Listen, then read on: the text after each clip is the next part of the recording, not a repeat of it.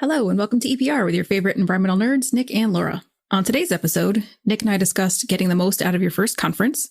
We talked to Sunny Fleming about conferences, updates from ESRI, and her latest thoughts on the infrastructure bill. And finally, capybaras are the largest rodents on the planet and can weigh up to 200 pounds. They are fantastic swimmers and even fall asleep in the water. Like you do. Yeah, happens. Can run as fast as a slow horse. And their closest relatives are guinea pigs. How about that? Hit that music.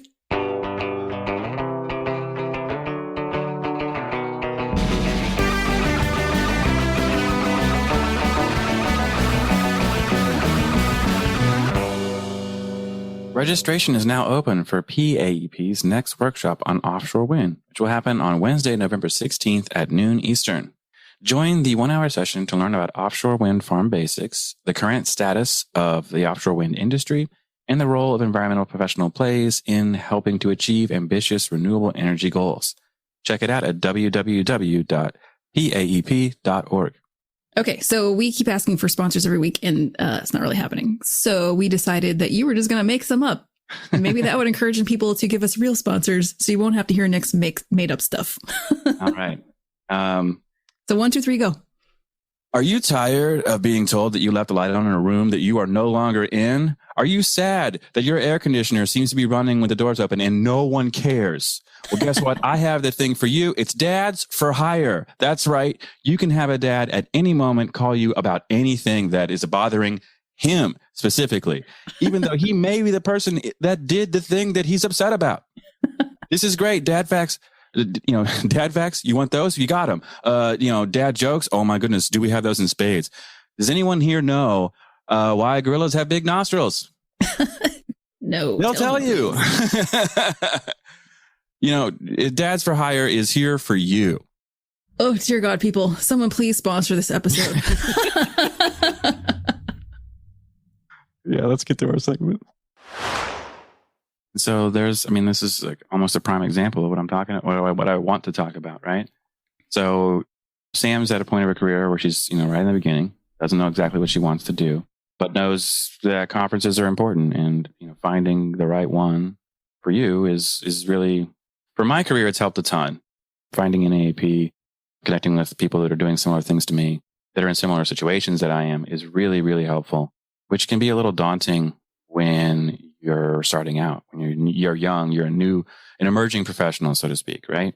And I remember when I went to my first conference, just having no idea what I was doing, absolutely nervous, didn't understand what I was supposed to be doing. Like, is there a protocol for what I'm supposed to be, listening in on?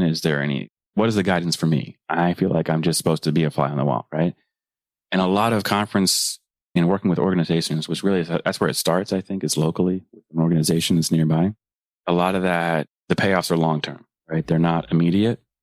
So my first conference was not a waste at all by any means, but I had more efficient ones subsequently because I knew what I was supposed to be doing. Just honestly, just meeting people, right? Just meeting people. That's basically it. But yeah, that was strange. It was a strange experience to start. So I don't know. Do you have any thoughts or ideas on identifying an organization and then, my first conference? Yeah. I think that's good advice, like starting local, because obviously like conferences can get very expensive. Right. Just the registration plus having to get there if you're going somewhere far away. But also, being a member has discounts along with that. So if you are still a student, it's a great time to go because usually the student discounts are massive in most organizations. And so you can at least get there for a more affordable cost. But at the same time, like you said, I think if you go and you are just a fly on the wall, yeah, there's some value in that, but you do want to try to bust out those networking skills and make some connections, or at least figure out always look at the agenda and figure out what you want to go to, what sessions you want to be at. You're definitely wasting your time if you go and you don't end up sitting in on something, or you're too shy, or you just haven't prepared or something. Also, it's a great opportunity to go around and talk to the people who are at the sponsor tables. Yeah. Grab some free stuff. That's always a bonus. They literally have to talk to you. Right? They want to talk to you. They need something to do, So find someone who's at a table not talking to anybody and just start talking and practice those skills. That in itself would be a great, takeaway, is just practicing talking to strangers. I'm trying to think what my first conference was. I went to a trade show at 19. Comdex was at the time one of the largest trade shows in the country. So I've never heard of that. I have no idea what that is. It was an industry trade show. They changed the name of it, I think, in Las Vegas. So it was enormous, and it was all like the new latest technologies and stuff. Oh, wow. But I was working the booth. So I ended up, my first experience was me being one of those people that has to talk to people. So, right. But other than that, I know I'd gone to, like, in Tampa, the Restore America's Estuaries conference comes through there sometimes. And, there's also the posters. The posters is a good session to be on in most of the environmental ones. Mm-hmm. You can also meet a lot of other students and younger emerging professionals. And also, if you have something to submit, that's even a better way to get into the conference. Yeah. We know from like Tim Kedzia and Aubrey Gann, like other younger people who've been involved with NAEP, them participating and submitting to the conference automatically open doors for them to talk to the people who put the conference on. And that gives you a lot of proximity to people who can introduce you to other people.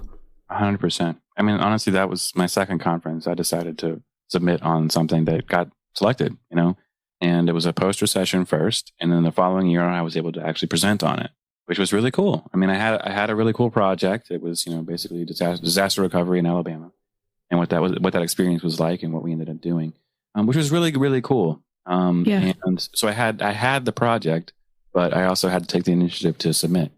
And it is cool. I submitted my PropScar monitoring program to the Restore America's Estuaries conference when it was in the Tampa area.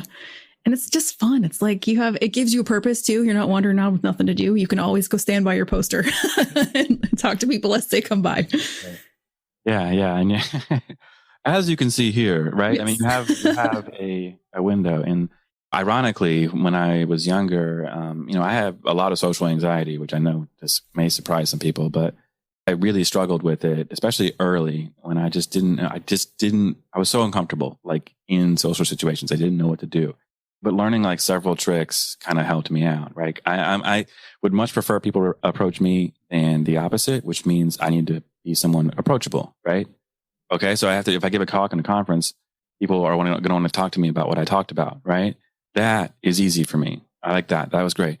And then learning small things like, if there's a group of people that you want to be involved with and they're having a conversation, you just say, hey, do you mind if I join you? Right? Super simple, super easy. If they say no, they're jerks. You don't want to talk to them anyway. Right. That's a really good point. And I always say to look for groups of 3 people or 5, because there's usually that one extra person who's not really part of the conversation, or you have the opportunity to kind of have a sidebar. Yeah. And I mean, like, you have to think too, like everybody's there just trying to enjoy the conference, trying to meet people themselves. And they're all a little bit nervous about how they do that. They're all a little bit nervous about what are they going to get out of the conference? Will they make connections that are meaningful? So we're all in the same boat. We're all trying to do the same things. And as you progress in your career, it's actually something that I have had to do now, where it's like, oh, there's people, when I go to the conference, there's people I love, and I want to hang out with them and, catch up with them. And I have to like forcibly be like, okay, now go meet someone new. You have to do both things. Yeah. You can't just hang out with your best friends, You can get very cliquey. Yeah, because that's exactly how it feels. And then you become, you're not approachable anymore, right? That's the number one thing that I want to be is approachable. You better go meet other people, engage. And when someone starts to talk to you, just have the conversation. You don't have to stay in it very long. If it's not something that's, interesting or relevant to you, you can always, bounce out, and then we could talk about how to do that in a second. But just have the conversation. It's practice, right? It's all practice. So it doesn't have to be like the conversation, like this isn't, but every single one leads to a better understanding of how to have those interactions, And then, but leaving a conversation is always harder, right? It's like you get in there and you feel safe, like, I made it. And now I don't have to leave ever again, and that still happens to me. That still happens to me, and I love connecting and engaging with people, but I still like feeling safe, and I have to remind myself, okay, I got to go. And there's simple ways where you're just like, okay, if you have a drink, and you want to go get another one, and it can be alcoholic, non-alcoholic, whatever it is. Like, hey, I'm just going to go get another drink, and then you just leave, and that's it, right? You can always do that. But do you have There's any number of things. Yeah, come on, give me some. I have pretended to get a phone call or even a text. I'll look at my phone and I'm like, oh, I gotta go. And people make the assumption like, oh, she got a message that someone's looking for her. That's kind of brilliant. I'm calling myself out here, but now we know if Laura looks at her phone, it gives you clear separation. And it's not all the time, but sometimes people just don't shut up. That is the truth. Yes. Sometimes you get caught in a conversation that you have no interest in, has nothing to do from you. And you're like, but if you just walk away in the middle of someone's story, it's rude. But if you're just like, you guys can't see me, I'm looking at my phone and going, gotta go. I can silently walk away. No harm, no foul. And if you don't feel like picking up your phone, like I use a watch too. I'm like, oh geez, I gotta go. Like I was supposed to meet somebody else. You don't know who it is, but I'm supposed to meet. I don't know who it is either, truthfully. The art of the walk away, Yeah, it's harder. It's honestly harder coming up. And let me tell you, late at night, the Irish goodbye at the conference when everyone else is drinking is 100% okay. Yeah, of course. Yeah. No offense to Irish. I love Irish. I lived there. That's just the term for like when you don't say goodbye and you just leave. Yeah. And it's okay because it's like, it's at the end of the conference and no one's going to be super offended. Oh, Laura didn't say goodbye to every single person here. No. I know, but I've been there. I've been like, I'm tired. I know I got to get up early. And then I'm just like, oh, I can't leave, especially when I was younger. It's okay to just go. It really is. And because we're just here being honest right now. So yeah, I mean, yeah, but I don't know. I stress so much. About like how I would present myself to people, what I would say and all this other stuff. And a lot of times it's just remembering that everyone else feels that way. Everyone else has a little bit of anxiety about this stuff. Right. And I find the first person to leave, people go, oh, yeah, I'm going too. Gotta go. Because someone's waiting for the first person to leave. Yeah, a lot of times. Yeah. And it's okay. And it's like, what is it? FOMO, fear of missing out, right? Maybe there's some of that, but there's so many opportunities in a conference to engage with people. You have great nights, and you don't have to be there every time. And I also tell people, our introverts out there, or people who say they're introverts, I should say, walk away when you need to. You can take that phone call, quote unquote, or, geez, look at the time, and just go back to your room for 5 minutes. Don't sit down. Don't lay down. Just go back. Go to a quiet part of the conference. Don't even go upstairs. If you're worried that you're not going to come back down, just go to a different part of the conference where there aren't people, right? Walk around the building. Give yourself 5 minutes to recharge and then go back, because sometimes that's all you need. And if you give yourself 5 minutes, you feel like you've completely disconnected from the conversations you were having. And now you're fresher to come up with something new, meet new people, all that other stuff. You don't have to be there 24/7. You shouldn't. It'll wear anybody out. Yeah. So when is NAEP's next conference? May 7th through the 10th in Phoenix, Arizona. Ooh, that'll be a nice time to go there. Yeah. It should be pretty cool. I'm really looking forward to it. The Arizona chapter is really into it too. They're all in on the conference, and that's really cool. Love that. Yeah, very cool. So I think that's enough on conferences. Let's get to Sunny. All right, sounds great. Hello and welcome back to EPR. Today we have Sunny Fleming, our resident ESRI GIS correspondent on the show. Welcome back. Yeah, thank you so much. This is always my favorite thing to do, especially on a Friday afternoon. What's up? Woohoo. Heck yeah. Oh man, it really is. It's so awesome to have you back. And I know you've been doing a ton of traveling this season, and I think honestly, all three of us have. So, yeah. Where have you been going? What have you been doing? Oh my gosh. So I'll start by saying that when we were all in a virtual environment, we were so much more productive, at least as far as the amount of meetings that occurred. Yeah. And then all of a sudden people start traveling again, yet we still have all the same volume of commitments. Oh my gosh. So I feel like this year has been a whirlwind, and maybe that's compounded by the fact that I forgot how to travel. Right. So getting back into that groove was a whole other thing. But yes, my season of travel for the year just ended, and it ended on a bang. I just got back from the California Native Plant Society, and I was blown away by this organization. And that was incredible. I can definitely go down a rabbit hole on what my experience was there. My other favorite conference this year was with the Natural Areas Association. They held theirs this year in Duluth. And oh my gosh, it was just so much fun. Being up at 1 a.m. trying to see the Northern Lights did not happen, but the experience itself with great people was just incredible. It's those kinds of things that I love about conferences. But yeah, man. So tons of travel. So anyway, so that was California, Duluth. Where else have I been? North Georgia.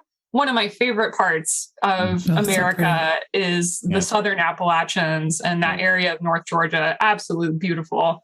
So yeah, I've been all sorts of places this year.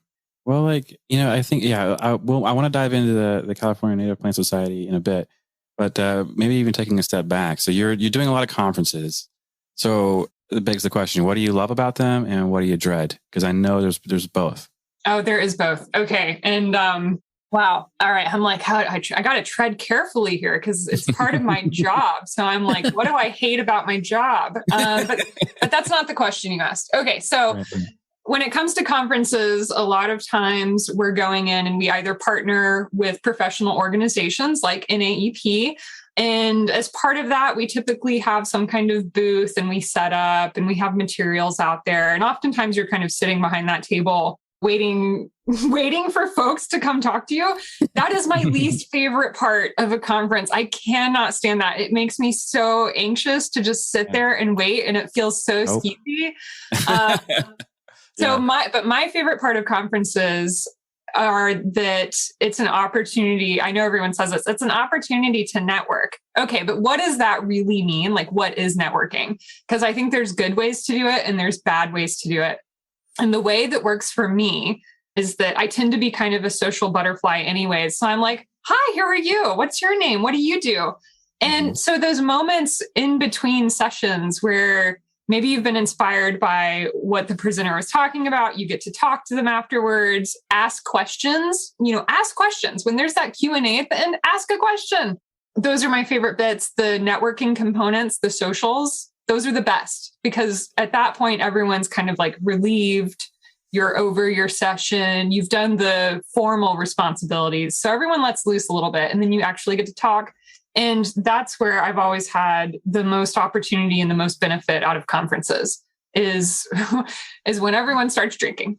I mean, that's good advice though. It's true, right? Like how many times do we chat about, we go to a bar and the best ideas are scribbled down on the back of a napkin. We got to just relax, people. We got to relax. I mean, that's the most, thinking about the NAEP conference, that was one of the, some of my favorite moments too.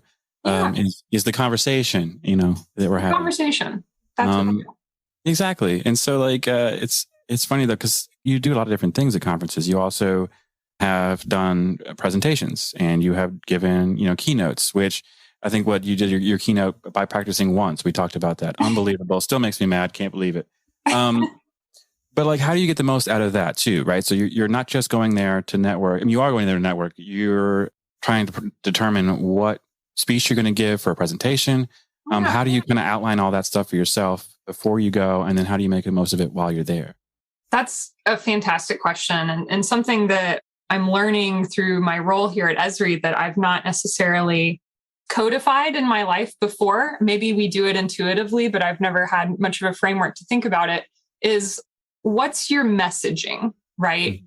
So throughout the year, I already have an idea, typically going into any given year, of what I think our industry is going to be challenged with.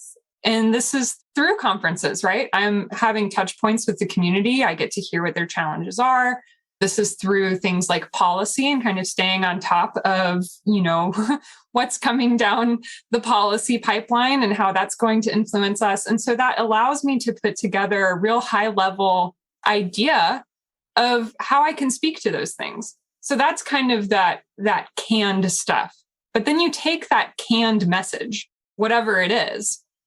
And when you go to any given conference, you're going to have a different audience. You're going to have, it may be a really formal conference or it may be really casual. So you got to kind of read a room a little bit. But you're able to take that high level messaging and pivot it to make sure that it's relevant for the audience that you're talking to. So this is kind of my favorite time of year right now because I'm done traveling and I get to sit down and breathe a little bit and I just get to think. I get to think about what am I going to say next year? What am I going to say to everyone? I also get to solicit. So I'm going to be putting out like a survey pretty soon that I want our community to respond to tell me, pull up the therapy couch. What's going to keep you up in 2023? Like, I want to hear your problems and your challenges and what you're anticipating. And all of this information helps me basically develop what is my philosophy going to be in 2023, So yeah, I don't know. That's kind of how my method for going about doing it. That's very cool. That's a new thing I need to add to my list, Laura. So thinking more. What, planning ahead? Yeah. It's very useful. Apparently that's a thing people do. Chaos is apparently how I like What list is this, Nick? Yeah, that's what I'm talking about. Tell me more about Plan this ahead. listing process. Pick up groceries, plan my life. Yeah, exactly. Oh, that's great. That's all great. How do you know that you've been successful? So in hindsight, or even just justifying to the powers that be at ESRI that you're going to the same conference next year or another one, how do you show that this is working and it's a method you want to keep doing? Well, there's a couple different ways. And, we think about qualitative versus quantitative, right? And so the quantitative is always really important. And there's things that we can look at. A little comedic anecdote to this. I started Twitter for ESRI. So my Twitter account is really a work account. And one of my goals that my manager gave me was to, double my followers, right? And I was like, oh, that's easy. I have 0. So if I get 1, I've achieved this. I don't think that was the intent of his goal for me, but that is kind of a metric, right? So even though that's a funny thing, I can make sure that, okay, people are responding to this content. It is resonating. That's kind of this really cold virtual way though, right? My favorite way is when people actually reach out to me.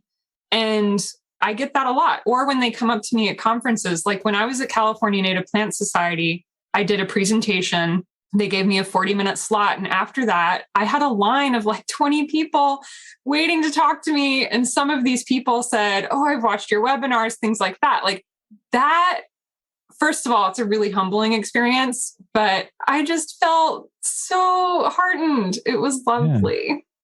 Yeah. So that's kind of that qualitative thing.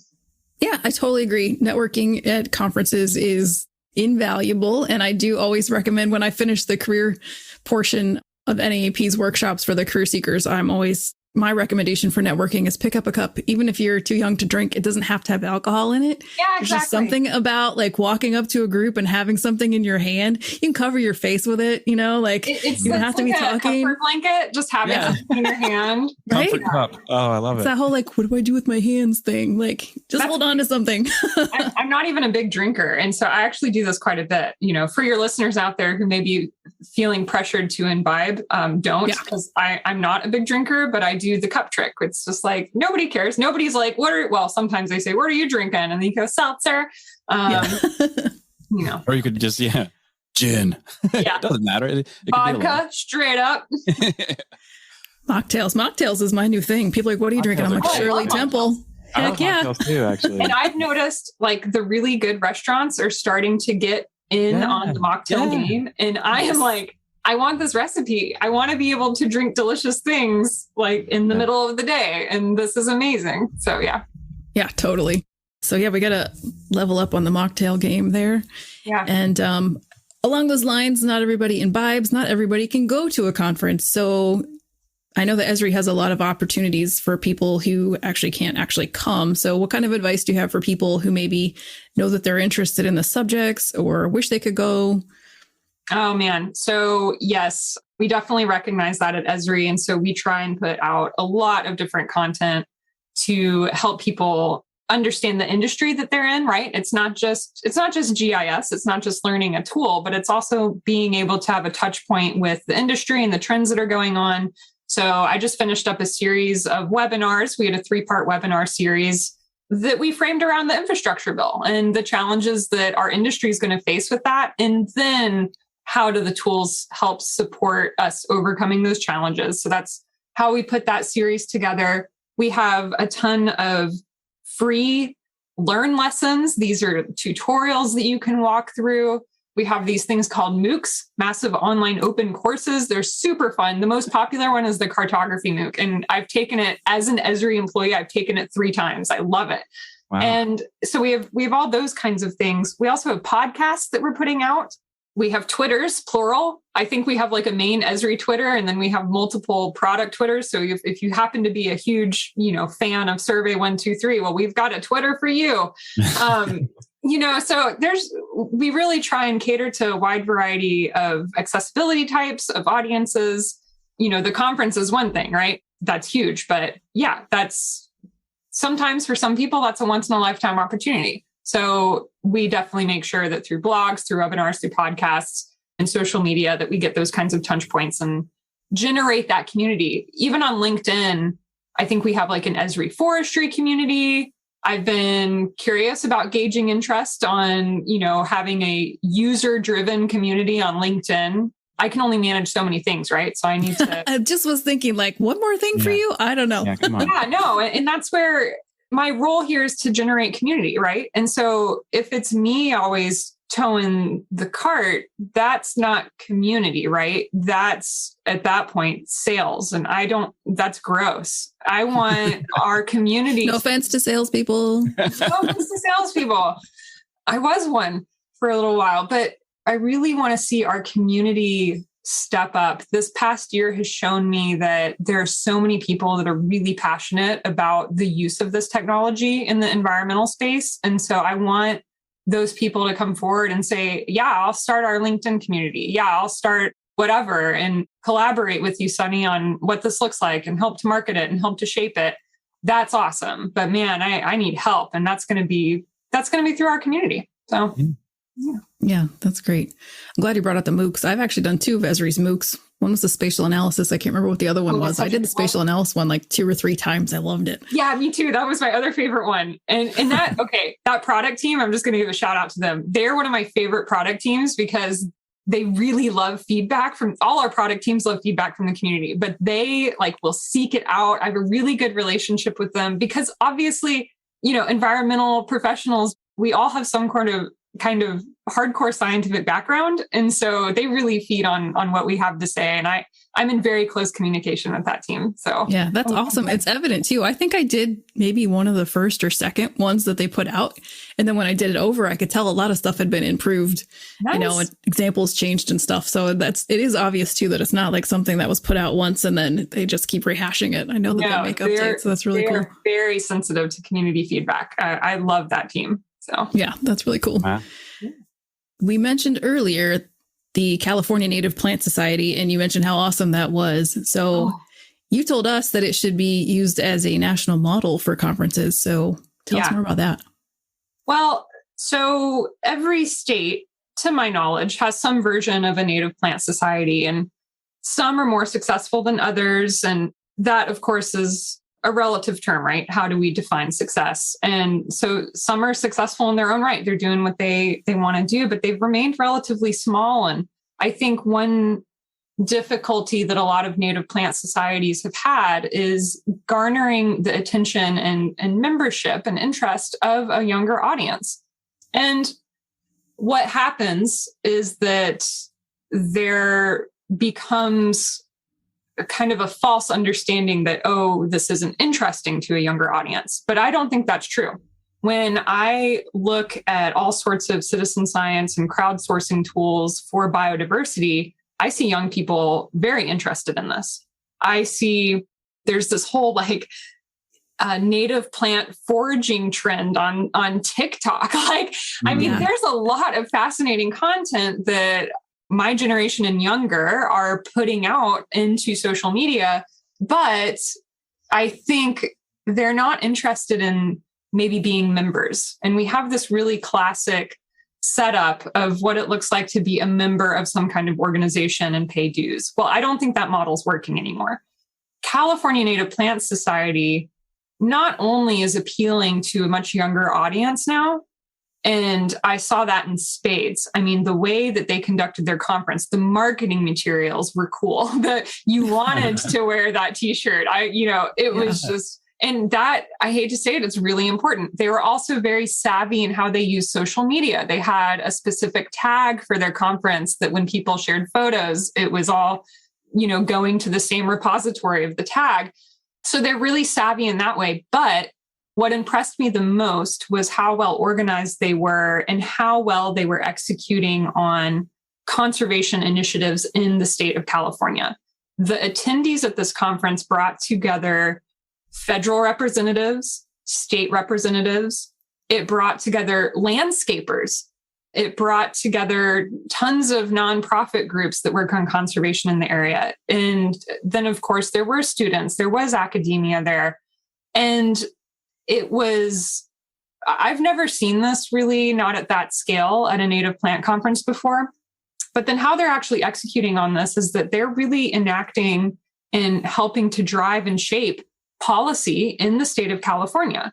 So they are savvy enough and are helping their membership and their audience understand how to respond to an EIS, the environmental, impacts. They're teaching their organization how to write thoughtful comments to those.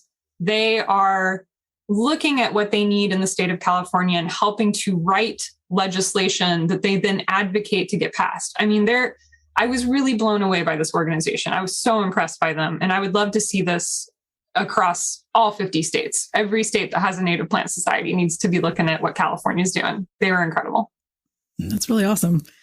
It's good to hear. They all need to also just listen to the last episode with Wesley Knapp, and they will all just fall in love with plants because it was so much fun. It tells me wildlife gets so much attention, but where do you think they live and what they eat? Yeah. Come on. It's all plants. I am so botany first. I'm very biased. That was an amazing episode, by the way. I listened to that. Yeah, it was. Oh, he was so great. But before we move on any further, let's also talk about the ESRI User Conference. The one conference I've always wanted to go to and haven't gotten to. I even had a paper accepted one time, and my company would still not pay for me to go, even though I had a ticket. No. They had a ticket, and they still wouldn't pay for my flights and stuff. So, tell me what I'm missing, Sunny. Okay. Make her feel worse, Sunny. Yeah. I already know what I'm missing, but tell everyone else. Okay. I'll give you a little anecdote. The first time I ever went to the ESRI User Conference, which was in, mid 2000s or something. I can't remember. I was an employee with the Tennessee Department of Environment and Conservation at that time. I was the first person they had ever sent to the conference. So I was very honored by that. And I will forever be grateful to the state of Tennessee for giving me this opportunity. And they flip sides of experience there. Yeah, I did. I definitely had a very positive experience with my employers sending me to that. And they sent me to the conference 3 times, I believe. That's awesome. And the first time I went into the opening plenary. And a lot of people have had this experience. I think it would resonate with a lot of folks that have been. And you walk in and it is close to 20,000 people in a room who come from all sorts of different backgrounds. Some of them, English is not their first language. It's an international conference and they come from different industries. They're working on different things. And it was a very emotional experience for me. I actually cried. It brought me to tears, happy tears. And something that we talk about a lot of times with GIS as a technology is that it is one of the only technologies that allows us to reveal relationships between our environmental, our economic, and our social systems and show the interconnectedness. And that is revealed through the technology, but I also think it's revealed through our user community and how we come together at a place like the ESRI UC. And you come away from that just super inspired. The experience is very inspiring, not only in how we use the technology, but just knowing that we have this amazing user group and that we're there to support each other and facilitate ideas. And it's incredible. So I highly recommend it. And the reason that the state of Tennessee sent me there 3 times in a row is because I would come back and I would take those ideas and apply them to further our work and our mission. And they saw the value in that. So if you're a state agency listening to this right now, make sure that you are, sending your folks to this because it's going to bring value to your organization. And oftentimes, and this is a tip, ask if you have a free registration. If your organization is large enough, you may actually have a couple of free registrations. And that's how I justified going through the state of Tennessee. That's awesome. And then don't be cheap and have that free registration and still not send anybody. Not that she's bitter. I'm not bitter at all. No, not at all. Could have changed the trajectory of my life, but I'm not bitter about it. It's cool. It did change the trajectory of mine. Right? So speaking of which, how did your attendance at that conference affect your getting a job at ESRI? Well, a few ways, and these are interrelated. So the first 3 years that I went, I would come back and I would apply this to the work we were conducting for conservation in Tennessee. So there was value there, and that value allowed me to gain more confidence and more experience in what I was doing in our industry, right? Whether it was through the use of technology or whether it was just through just starting to build kind of my own reputation and name for myself through the use of these tools and through bringing these innovations to our conservation community here in the region. In turn, the third time I went to the user conference, I had a lot of opinions on the technology. And as I've mentioned earlier, ESRI takes that feedback very seriously. And so when I had opinions at the conference, they encouraged me to talk to the careers desk. And I had never in a million years thought I should talk to the careers desk at ESRI. It just felt like another level. And so I did. I just went, and the job that the HR representative told me about happened to be with a person that I had just gotten out of a meeting with. And I was like, no way. And so I had my first interview the next day on the patio at the ESRI UC. And that really, it changed my life. I was hired a few months later and I've been at ESRI ever since. So yeah, you never know what's going to happen. Right. But employers, that's not the norm. So don't be afraid to send your people thinking they won't come back. It's not the norm, but you know what? Good employers really encourage and foster the development of their employees. And TDEC, to this day, I still have a very tight relationship with the Tennessee Department of Environment and Conservation. And yeah, I'm very grateful for both the work they do for our state, but also how they've supported my own career and continue to. They've been amazing. Yeah, exactly. And I think it's a great point, because when you leave a job, if you leave in great standing, then you have an industry network connection for life. It's brilliant. Absolutely. So, okay, well, we can't talk about conferences this whole time. We can't do it. Okay. About something else. So you say you've done some traveling here. So do you have any other non-conference related traveling highlights? Anything fun that you did while you're out? Okay. Oh gosh, where have I been this year? Okay, so I said I was in North Georgia, and that was actually for a conference. But ironically, I had been to North Georgia earlier this year for personal travel. And okay, this was insane. I recently got back into cycling. I've always been a cyclist, but was out of it for a few years, recently got back into it. And I learned about a cycling climbing camp that was taking place in North Georgia. And I thought, oh, this is a good idea. I want to put this in perspective. Some of the routes that we were doing at this climbing camp, the Tour de France will use to train. Oh, God. And here I am maybe 3 months back into cycling and thinking that this is a good idea. So the second day of this climbing camp was the big day. And we did 71 miles and I want to say like 4,000 feet of elevation change. Oh my gosh. I about died.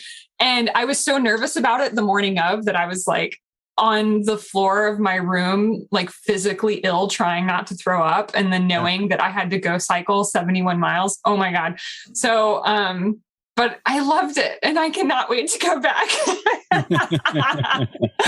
Psycho. That's crazy. Yeah, that's awesome. That's funny. So there's that. I'm going to Asheville next week. By the time this airs, I'll have already come back. But, got to mix work with pleasure. I was like, I'm going to put together a conservation social in Asheville while I'm on vacation. So I've got that going right now, trying to spread the word on that. So next time we do the podcast, I'll see if it was successful. Going to Belize again in December.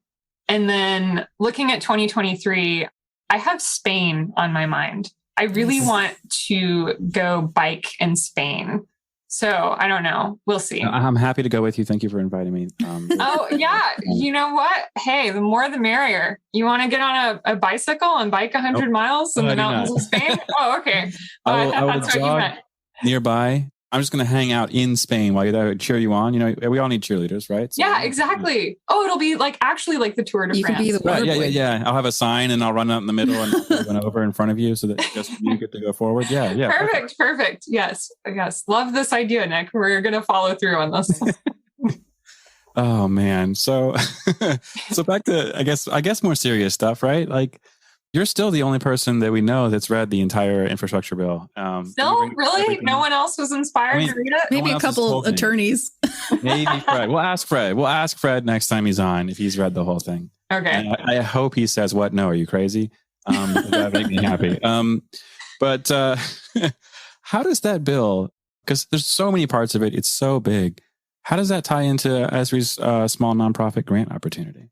Oh, I love this question. So we are currently running a small nonprofit grant opportunity. So this is for nonprofits that are sized, 25 employees or less is kind of how we're defining small. And the reason we put this together is because, ESRI, we're really well known in the government space. All 50 state governments own our technology. All the counties own our technology. Most of the local governments own our technology, like government. We're everywhere. And this is global too, right? I have this very domestic lens, but globally, that's kind of the trend. Now, this bill, and I think the Inflation Reduction Act, the climate bill, there are components of that if I'm reading the tea leaves on domestic conservation in the US, I think what the federal government is asking us to do is take advantage of volunteer, locally led conservation initiatives. So I see a lot of funding to the USDA Farm Bill. I see a lot of funding going into things like the Forest Legacy Program, all of these different kind of funding mechanisms for conservation. But it's going to require us to have that locally led lens. And when we start looking at what that means, well, there are thousands of tiny nonprofits that work across the US to further conservation and environmental goals. And they may not have the same access to the technology that requires them to collaborate with their government counterparts. And that collaboration is going to be fundamental to achieving any of our conservation or environmental goals that I think these bills are challenging us to achieve. So the nonprofit grant is there to help facilitate that. And I'm very proud to say that the conservation community has shown up really big in applying for this grant. I woke up one morning to a text message from my boss saying, "Hey, weird bird people are applying for the grant. Can you write a blog?" And I loved that. I was like, oh, weird bird people. Those are my people. Yeah. And so, so I encourage our environmental and our conservation community to continue showing up. So search for the ESRI Small Nonprofit Grant and please apply for that. I forget it either goes through the end of January that we have this open or until I think the funding runs out, which we have a pool of $1 million in there for it, which is for these small nonprofits. It's going to go far. So make sure you're on top of it. Yeah, that's perfect. Now that we're done with all the serious stuff. So it's almost Halloween, like while we're recording, this will come out after Halloween, but we have to have at least one Halloween themed question here. And in mine, it's a serious societal topic, like when is too old to have Halloween plans? The day I die. I was thinking like 95 was what I was thinking, but So what is life if you're not having fun? And if you're taking yourself too seriously, like there is no cutoff. There's no cutoff. Now, I think how we enjoy Halloween changes, right? As we age, that's a thing. But this time of year is one of my favorite times of year, both seasonally, the weather, everything about it. But also just this idea that we all when people decide what they're going to wear as a costume, what's typically the thought process? And I think this is true for kids and adults. We look at what's going on around us, trends in media, trends in the news, and that tends to influence how we dress up. There's the classics, right? Like you're always going to see the pumpkin or the witch or the whatever. Right. But there's something about that I love. Like funny culturally relevant of the moment costumes just floor me. I just laugh so hard. I love them. And so there's something about just this idea that culturally we're not taking ourselves too seriously and taking a moment to have a little shared humor. And for me, that's the brilliance of Halloween. Oh man, you couldn't have said that better than than anyone. I don't think that's great. Well, on that note, you're running out of time. We always love talking to you. I actually was thinking about how I was like, was this 3 times or 4 times? And the reason I couldn't remember it was 4 times because the last time was live at the conference, at the NAEP conference. Right. So like I wasn't counting it, Yeah. So does that count? Oh, of course it does. Come on. Nick counts everything. Yeah. So unless you travel to a state and don't touch the ground or something, then it doesn't count. But by Nick's rules. Let's not get that started again. But is there anything else you would like to talk about before you go? I'm moving into 2023. And for me, that's a fresh slate, right? And I'm going to be putting out a survey to our community, just a very casual one. It'll be on my LinkedIn, on my social media. And what helps me figure out what I'm going to do in 2023, how I'm going to engage with our community is feedback from the community. I can't do this in a vacuum. So for all of our listeners, I really want them to be engaged with that content that I'm putting out and giving me feedback on it. What's going to keep you up at night. So awesome.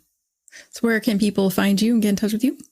I am on LinkedIn and I am on Twitter now. My Twitter is at Little Miss ESRI. Of course it is. That's a good one. I was given this nickname by my friend Chris Tracy, who this is actually talk about networking. We were at the Natural Areas Conference and I think he was sick of my ESRI Kool-Aid. And so was kind of making fun of me and called me Little Miss ESRI. And I said, Chris Tracy, that is brilliant. And that is now my Twitter handle. Heck yeah. So, yep. So LinkedIn, that's kind of my number one, but Twitter. And just to let my boss know, I have more than one follower. I now have 180. So I'm very proud of that. Yeah, that's a big deal for me, only having it for a few months. So, yep, reach me on those. Perfect. Awesome. Thank you so much for joining us again. Yes, thank you for having me. That's our show. Thank you for Sunny for coming back and joining us today. Please be sure to check us out each and every Friday. Don't forget to subscribe, rate, and review. Bye. See you, everybody.